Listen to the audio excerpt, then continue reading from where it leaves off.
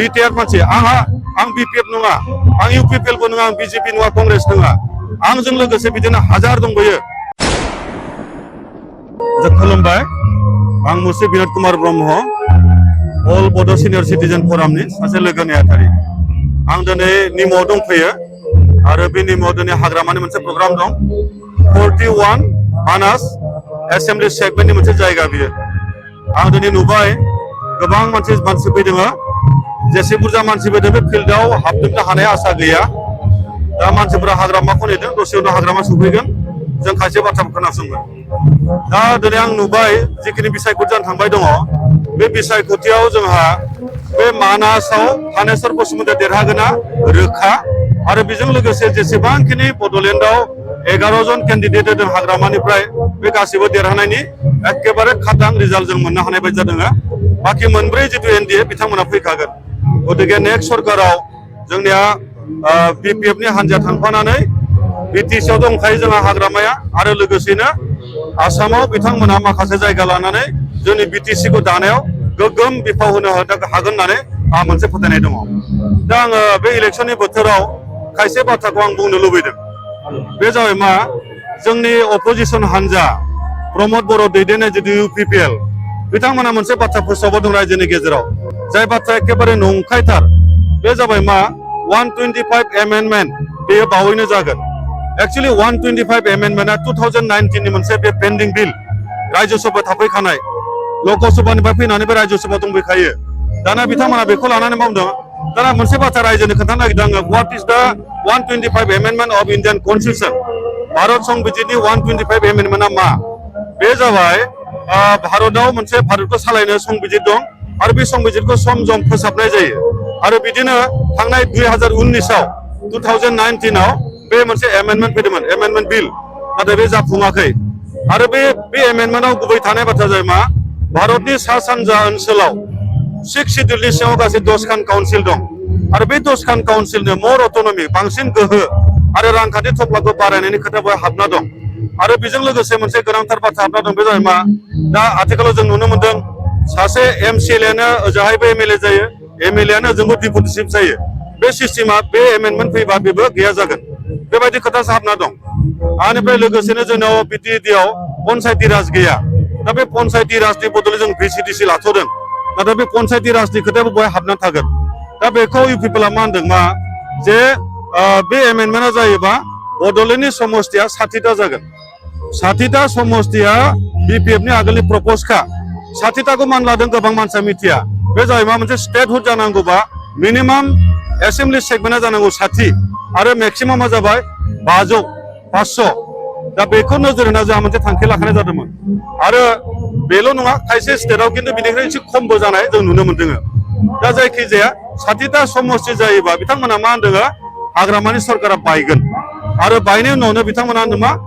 प्रमदा chief जाफैगोन आरो बिनि उनाव माने इन्टारिम गभ जागोन ओमफ्राय प्रमदा चिफ जागोन आरो बेनिफ्राय बेवहाय माबा गोदान इलेक्सन जाफिनगोन आरो बे इलेक्सनाव UPPL देरहासार जाजोबगोन आरो बिनि उनाव UPPL खुंफिनगोन बेनिखायनो बर्तमानाव हाग्रामानि BPFनो भट होनायनि अर्थ गैया ओरै होननानै नंखाय बाथ्रा बांसावबाय दं एखेबारे नंखाय बाथ्रा आरो बेबायदि बाथ्राखौ जोंनि मस्त' गोरों एबसुनि बारग' आफादगिरि UG ब्रह्म आरो बिदिनो प्रमद बर' दिपेन बर' राजु नार्जारिमोन बायदिया बुंबाय थानाया एसे लाजिथाव बाथ्रा जादों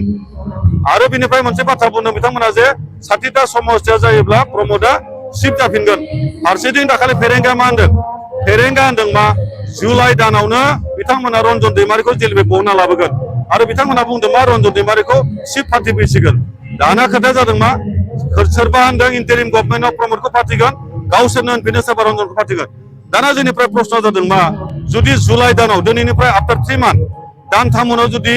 रन्जनखौ दिहुननो हागोन होनना बुंनो हागौबा बे बोसोरबा नोंथांमोना मा खालामदोंमोन जोंनि प्रश्न बे बोसोरबाखौ नोंथांमोना इच्छा मथे खाना दोनदों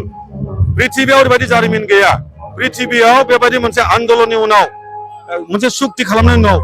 आरोबाव जेलाव थाफिननाय रेकर्ड कुनु मुलुगाव गैया मिज'रामाव लालदेंगा बिथाङा हादोरखौ सामलायदों खाप्लां मुइफा दिनैसो आलां गावख्राङाव दं बै माबानि गरखालेण्डनि सुभाष किसिं आलां गावख्राङाव दं बेल'थ' नङा दाखालि बनजिदि माखासे आलफानि दैदेनगिरिफोर बहा दं बिसोरो माखासे दा मालाय गारि लाना गिदिंबाय दं रायजोनि गेजेराव दं नाथाय जोंनिया बेनि समान दुखुनि बाथ्रा गैया आरो बेखायनो जों इनायनो मुगैयो आरो बिथांमोननि सायाव जिथु फोथायनाय जों बेखौ एकेबारे नेवसिथारदों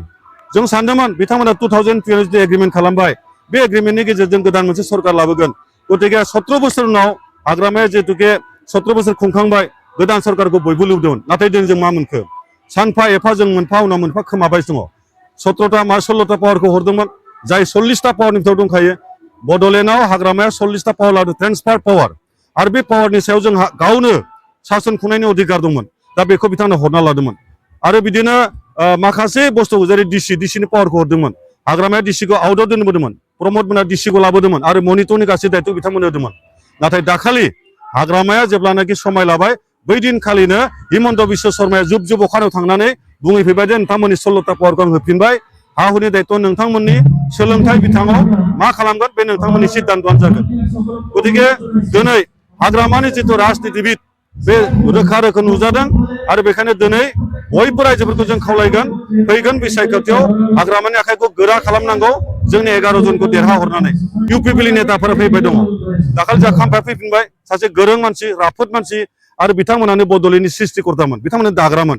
गतिके जों गासिबो ज' जानानै जोङो आरोबाव बड'लेण्डखौ साबसिन हामसिन खालामनो नाजानांगौ आं बेनिखायनो आथिखालनि सेंग्रा जोहोलावफोरखौ खावलायो फरायसाफोरखौ बिथांमोना आसोल बाथ्राखौ स्टाडि खालामनांगौ आं गांसे लेखा दिहुनदों